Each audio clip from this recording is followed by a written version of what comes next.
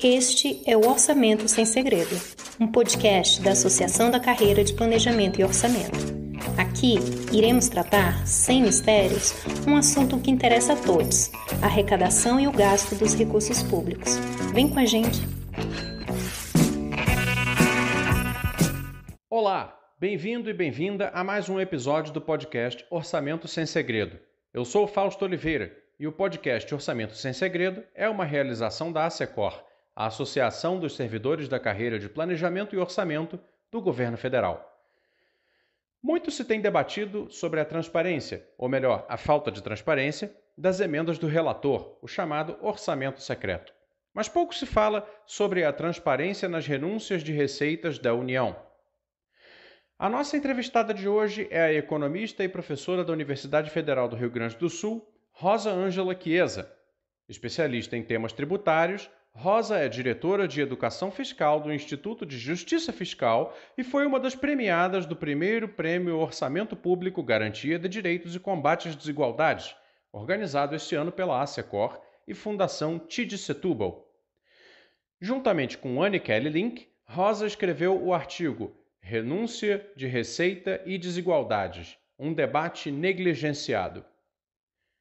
No episódio de hoje, Rosa explica o que são e como funcionam as renúncias de receita da União e por que considera que elas estão em desacordo com as normas de finanças públicas vigentes, em especial a Lei de Responsabilidade Fiscal.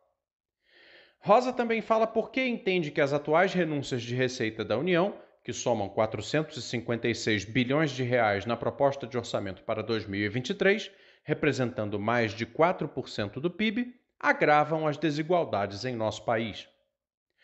É sobre o grande volume de recursos públicos envolvidos, a falta de clareza quanto aos beneficiados e aos resultados gerados pelas renúncias de receitas da União, que vamos conversar agora com a professora Rosa Ângela Chiesa.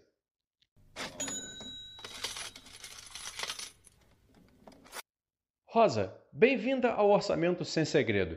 Para começar, você pode explicar o que é uma política de renúncia de receitas e quais seriam os seus objetivos? Olá a todos, eu gostaria de agradecer por esse convite e dizer que renúncia de receita, de uma linguagem bem simples, é quando o governo abre mão de arrecadação de tributos, de determinados tributos, em favor de empresas ou em favor de pessoas. Também eu posso dizer que renúncia de receita é um gasto público indireto. Por que ele é um gasto público indireto? Porque ele ocorre por meio do sistema tributário e que, no caso, a Receita Federal do Brasil, ela vai chamar de gastos tributários para se adequar à nomenclatura internacional. Embora a renúncia de receita, ou vou usar agora como sinônimo gasto tributário, embora tenha essa expressão gastos tributários, eles não passam pelo orçamento público. E a renúncia de receita não passando pelo orçamento público faz com que essa renúncia ou o gasto tributário não se subordine às normas do orçamento público, às normas e às regras que o orçamento público se subordina, como, por exemplo, a norma constitucional do teto de gastos e outras várias regras e normas exigidas para a execução do gasto público através do orçamento público. Então, o governo ele deixa de arrecadar quais são os objetivos da renúncia de receita, ou os objetivos dos gastos tributários. É muito propalado, inclusive pela mídia, de que a renúncia de receita ela é muito importante para gerar crescimento, desenvolvimento econômico, geração de empregos. Mas a gente vai ver que esse é um argumento que ele é bastante difundido, mas para a gente poder, digamos assim, comprovar efetivamente, nós precisamos de transparência, que é uma informação que nós não disponibilizamos. Então, o governo ele deixa de arrecadar com esse argumento de que, ao abrir mão da arrecadação das empresas, essas empresas vão gerar emprego e renda. No entanto, nós, como eu acabei de falar, nós não temos transparência dos dados para que se possa comprovar efetivamente se esses resultados são entregues pelas empresas que se beneficiam das renúncias de receita. Tem um estudo produzido em 2016 pelo IPEA, Instituto de Pesquisa Econômica Aplicada, que é do Orair, do Siqueira e do Gobetti, onde eles analisam os resultados, né, da renúncia de receita sobre o efeito multiplicador do gasto, ou seja, o título do trabalho é Gasto Público e Ciclos Econômicos, e eles vão analisar, né, qual o impacto sobre a geração de emprego e renda, sobre gastos públicos com pessoal e outros gastos, e também vão analisar o impacto da renúncia de receita. E eles analisam a renúncia de receita em diferentes etapas do ciclo econômico, ou no crescimento econômico, ou quando a economia ela está em recessão, ou em depressão. E qual é o resultado que eles obtêm? Que a renúncia de receita, no Brasil, o multiplicador dela não é significativo em qualquer posição do ciclo econômico, ou seja, nem na depressão, nem na ascensão, a renúncia de receita gera essa expansão do crescimento econômico, como é propalado. Claro que eles estão usando dados agregados, mas nós nem temos, se nós quiséssemos, por exemplo, trabalhar com grupos, setores, o nome das empresas que são beneficiadas para poder identificar exatamente o que elas trazem, né, de resultados para a sociedade em função de não pagarem tributos, né? Nós não temos essa informação ainda. No artigo Renúncia de Receita e Desigualdades, um debate negligenciado, você e Anne Kelly Link afirmam que as renúncias de receitas concedidas entre os anos de 2004 e 2020 estão em desacordo com as normas de finanças públicas vigentes, especialmente a Lei de Responsabilidade Fiscal. Pode nos falar um pouco mais sobre isso? Ao analisarmos o artigo 14 da Lei de Responsabilidade Fiscal, nós constatamos que não há uma aderência entre a referida lei, a Lei de Responsabilidade Fiscal, e a política de renúncia de receita da União. Em especial, nós estamos tratando aqui em relação ao artigo 14 da Lei de Responsabilidade Fiscal. O que esse artigo estabelece? Ele estabelece que para a concessão de renúncia há que atender a um dos dois requisitos da lei. Quais são os dois requisitos da lei? O primeiro deles diz que a renúncia de receita ela pode ser concedida se ela não afetar os resultados fiscais previstos na LDO. E o segundo requisito é que, caso a renúncia de receita afete esses resultados, e ela afeta, melhor dizendo, a renúncia afeta, já que a renúncia de receita na União ela é superior ao déficit primário e, portanto, extrapola o resultado fiscal, então se faz necessário adotar compensações, como vai dizer o inciso 2 do artigo 14. Então, o artigo 14 está dizendo que existe, né, para conceder, para simplificar aqui e resumir, para conceder renúncia de receita, tem que atender a pelo menos um desses dois requisitos que eu acabei de colocar. Comprovar que a concessão de renúncia não afeta a renúncia de receita, o equilíbrio fiscal, desculpa, e no segundo caso, se afetar o equilíbrio fiscal, pode conceder também renúncia de receita, mas nesse caso é preciso fazer compensações. E quais são essas compensações que o próprio inciso 2 da Lei de Responsabilidade inciso 2 do artigo 14 da Lei de Responsabilidade vai dizer? Vai dizer que a compensação da perda de arrecadação decorrente da renúncia de receita deve ocorrer através abre aspas, né? Elevação de alíquotas, ampliação da base de cálculo e majoração ou criação de tributo ou contribuição, fecha aspas. Ou seja, é importante frisar que a lei que autoriza a compensação deve vigorar, ou seja, a lei que autoriza essa compensação, ou seja, essa elevação de alíquotas dos tributos, ampliação da base de cálculo, a majoração ou a criação de tributo, contribuição, que vai fazer essa compensação em troca daquela renúncia concedida, ela deve vigorar durante o período de tempo de vigência da lei que aprovou a renúncia. Ou seja, a concessão de renúncia de receita ela só pode entrar em vigor quando, né, implementadas as medidas de compensação. Se a renúncia de receita afeta o equilíbrio, no caso da União afeta, essa renúncia ela só pode ser concedida quando ela for junto, né, ao mesmo tempo, adotadas medidas de compensação daquela renúncia de receita. Elas só podem, as duas leis, elas têm que entrar em vigor juntas. Aí eu pergunto para o ouvinte, para algum ouvinte, né?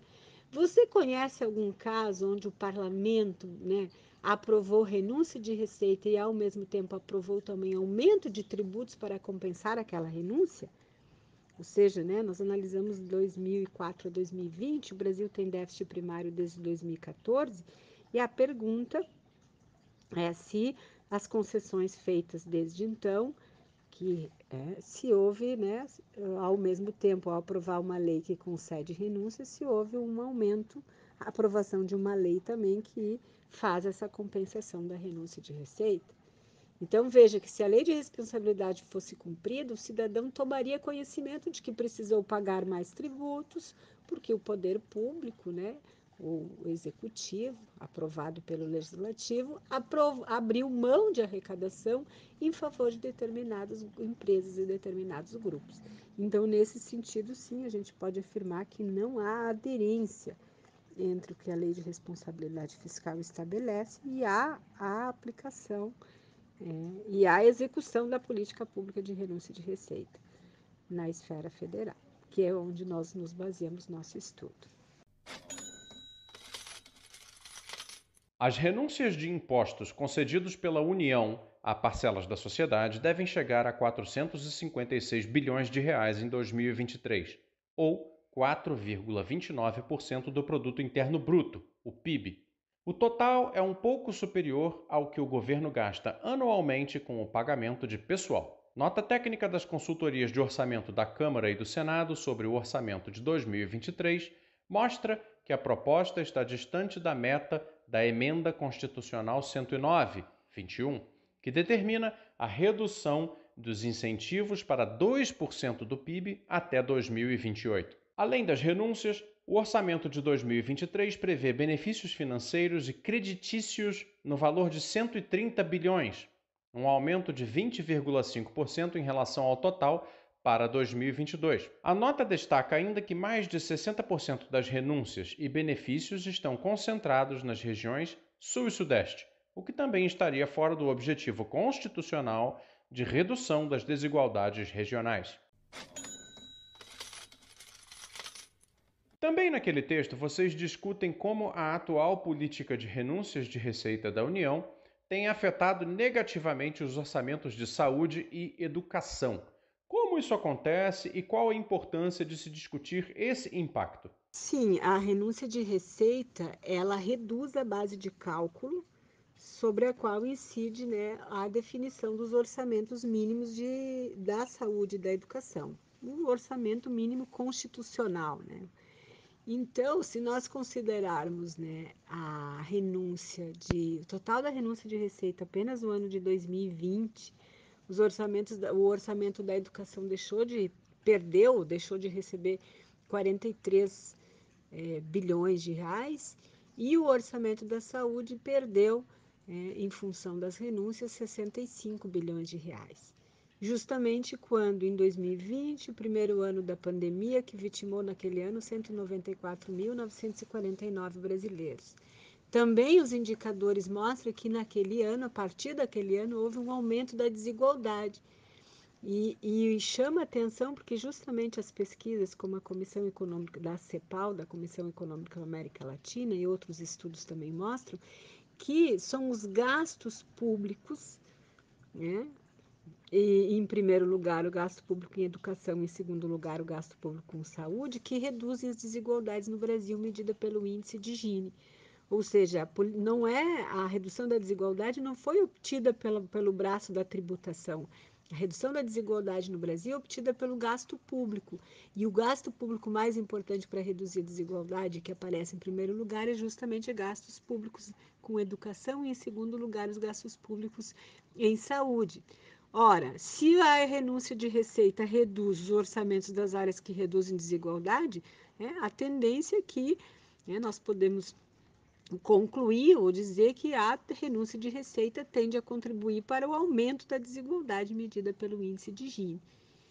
E também, né, a política de renúncia de receita, ao reduzir a base de cálculo sobre a qual incide a definição do orçamento mínimo constitucional em saúde e educação, né, elas são duas áreas que são responsáveis pela redução da desigualdade no Brasil, como eu já disse para vocês. Ao mesmo tempo que o Estado faz isso, ele submete os gastos sociais ao corte de gastos, visando atender os limites fiscais, né, estabelecidos lá pela Lei de Responsabilidade Fiscal, e submete esses gastos, né, da saúde e educação à política de austeridade fiscal concebida pela Emenda Constitucional 95 do Teto de Gastos.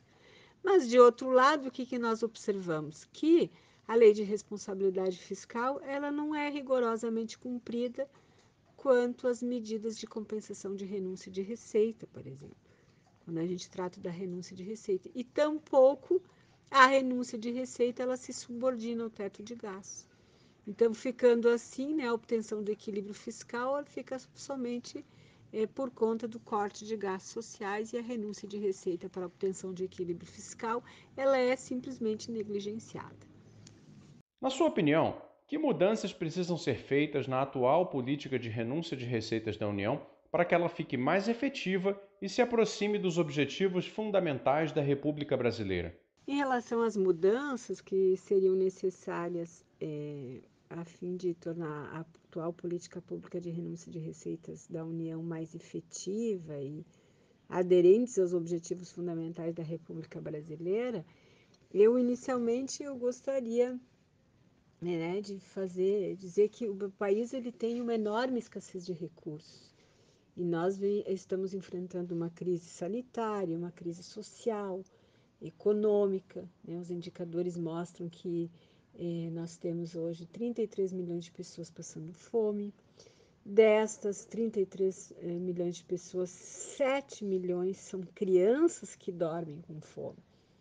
E, de outro lado, nós temos uma política de renúncia de receita, olhando os dados, né, de hoje, de aproximadamente 400 bilhões de reais, que sequer a sociedade brasileira sabe quem são os beneficiários, né?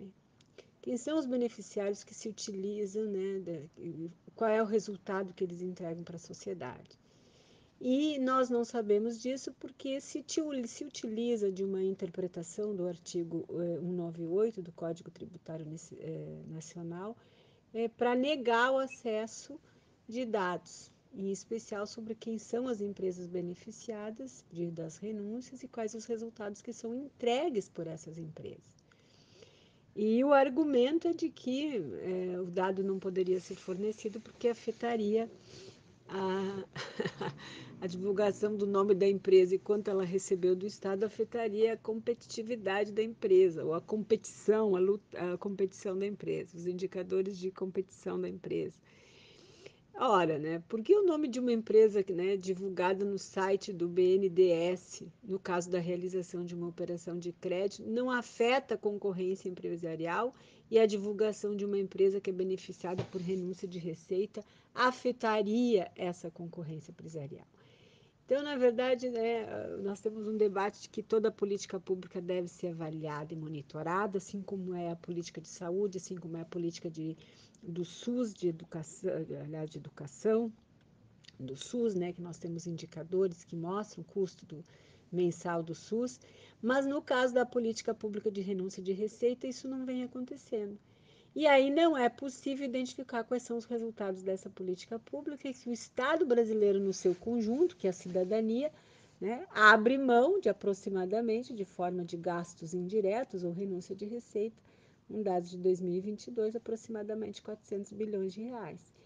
E veja que esse valor ele é maior do que o orçamento da saúde e da educação juntos. Então, a política pública de renúncia de receita, ela precisa, né, a primeira medida, ela precisa ser avaliada e monitorada como todas as demais políticas públicas. Mas, para isso, é necessário ampliar a transparência. Então, uma questão importante em relação à transparência é que em dezembro do ano passado, em dezembro de 2021, foi aprovada a Lei Complementar 187, que insere o inciso 4º no parágrafo 3º do artigo 198 do Código Tributário Nacional, que diz que não é vedada a divulgação de informações relativas à renúncia ou benefício, à imunidade de natureza tributária, cujo beneficiário seja pessoa jurídica. Então, quais são as propostas, quais são as mudanças necessárias? Bom, a primeira delas é que a Lei Complementar 187 seja cumprida, ou seja, que o Poder Executivo passe a divulgar o nome dos beneficiários pessoas jurídicas, as empresas que se beneficiam da renúncia de receita, através da transparência ativa. Transparência ativa significa colocar no site, né, o nome das empresas, né, o CNPJ, e quanto ela se beneficia. E não a transparência passiva quando o cidadão precisa usar a lei de acesso à informação para receber a informação sobre renúncia de receita. Precisa ter transparência ativa. A segunda medida que nós propomos é que os órgãos de controle deixem de aprovar as contas do Poder Executivo que não cumprir as regras que tratam as renúncias de receita. Ora, por que nós cumprimos a lei, todos os limites de gestão fiscal da lei de responsabilidade fiscal, mas quando a gente trata da renúncia de receita, não há o mesmo rigor no cumprimento da lei de responsabilidade fiscal? A terceira questão é que, como sugestão, é que os órgãos de controle passem, né, ter a informação agora e passem a monitorar e avaliar a política pública de renúncia de receita, assim como a política pública de saúde, do SUS, né, o próprio Bolsa Família foi muito avaliado como uma política pública pelo Tribunal de Contas da União, e assim que os órgãos de controle, que também fazem esses estudos, possam monitorar e avaliar toda a política pública, inclusive a política pública de renúncia, e mostrar se ela é eficiente, e se ela não for eficiente, ela deve ser alterada ou extinta, né? A outra questão, também como proposta, é que é preciso também ter uma maior fiscalização por parte da sociedade civil organizada, né? Porque nós estamos, na verdade, disputando o orçamento público. Enquanto um grupo se encastela no Estado e recebe renúncia sem que ninguém saiba quanto ele está recebendo, nem quem são esses grupos ou empresas que estão recebendo renúncia de receita, de outro lado, nós temos cidadãos que precisam esperar um ano para fazer uma cirurgia no SUS. Nesse sentido, também, a formação da cidadania sobre educação fiscal, né? Ou seja, quem é o Estado, quem paga os tributos, né? Como é que o orçamento é formado. E, de fato, que uma parte, né? Os cortes de gastos nas áreas de saúde e educação são rigorosamente... Nas áreas sociais, eles ocorrem para cumprir a emenda constitucional 95, ou tem o corte de gasto com professores para cumprir a lei de responsabilidade fiscal, mas esse rigor não é o mesmo quando a gente trata de renúncia de receita. Então, essa formação da cidadania, ela deve ser, esse tema ele deve ser inserido, né, nessa formação do cidadão brasileiro. E, por fim, né, acho que o acesso aos dados deveria ser do interesse de toda a sociedade, né? Desde os empresários, pois alguns estão se beneficiando e outros não, né? E às vezes, né, um cidadão, por exemplo, né, como eu acabei de falar, ele precisa esperar um ano ou mais para fazer uma cirurgia, mas enquanto isso, né, recursos do SUS, da saúde, estão sendo retirados pela renúncia de receita. Então, acho que são essas as principais sugestões, mas por fim, então, gostaria de frisar que não somos contrários à política de renúncia de receita ou à política de gastos tributários. No entanto, a diretriz de mensurar os resultados das políticas públicas, né, deve incorporar também a política pública de renúncia de receita, né? Ou seja, não há mais espaço, né, para que a política pública financiada com recursos públicos, não há mais espaço para que o Estado brasileiro, que abre mão de aproximadamente 400 bilhões por ano em renúncia, dinheiro público, que não tenha transparência, né? E essa falta de dados, ela impede que se possa mensurar a qualidade, os resultados que são entregues pelas empresas beneficiadas por essa política, em oposição a todos os demais gastos, né, de saúde, de educação, que são executados no orçamento público. Então, era isso. Ela pode ser para afirmar que é uma política pública importante, nós precisamos ter dados e mensurar os resultados dessa política pública. Inclusive, precisamos dos dados para que se possa monitorar, avaliar, alterar ou extinguir a referida política. Obrigada. O podcast Orçamento Sem Segredo é produzido pela ASECOR. O roteiro e a apresentação são meus, Fausto Oliveira. A edição e sonorização é de Tomás Tavares. A identidade visual é da RUAS, Rede Urbana e Ações Socioculturais. Este episódio contou com a consultoria de roteiro de Elaine de Melo Xavier e Márcio Gimene e utilizou trechos da notícia: renúncias fiscais chegarão a 456 bilhões de reais no ano que vem, publicada no site da Câmara dos Deputados em 29 de setembro de 2022.